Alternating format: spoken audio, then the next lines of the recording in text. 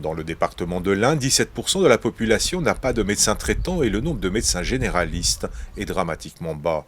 Pour faire face à cette désertification médicale sur certains territoires, le département a installé à Montréal-Lacluse une cabine de téléconsultation, un cabinet médical équipé et connecté qui facilite l'examen des patients.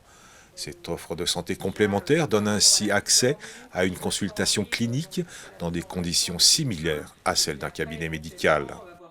On le savait tous qu'à un moment donné, eh bien, c'est une bombe à retardement et qu'un jour ou l'autre, on n'aurait plus de médecins. C'est malheureusement ce qui est arrivé et ce qui continue de le faire aussi.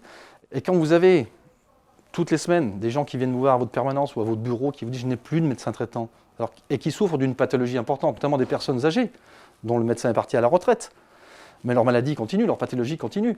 Il faut bien que nous trouvions des solutions. Et même si l'État, qui pourtant de sa pleine responsabilité ne le fait pas, eh bien nous avons choisi dans l'Ain de le faire. De même que nous avons choisi aussi d'embaucher des médecins salariés. Le fonctionnement du dispositif, accessible à partir de 14 ans, est simple. Après une réservation par téléphone ou sur Internet, le patient s'installe dans la cabine et insère sa carte vitale pour être mis en relation avec un médecin généraliste.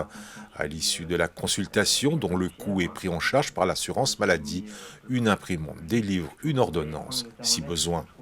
Ces machines ne sont pas faites uniquement pour les personnes qui n'ont plus de médecin traitant.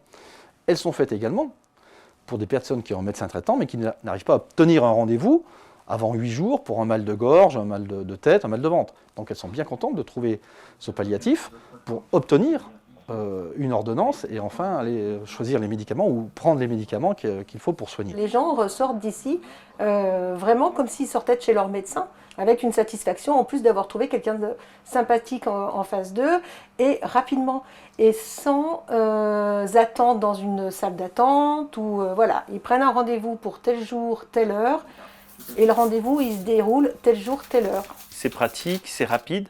Et finalement, en suivant les indications qu'il m'a données, on a pu suivre une consultation assez classique finalement.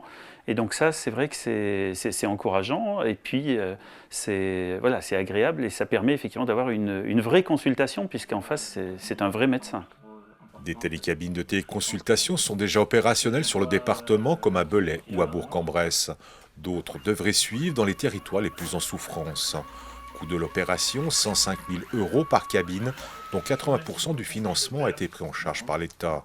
À charge ensuite aux communes d'assurer la présence d'un référent sur les sites concernés.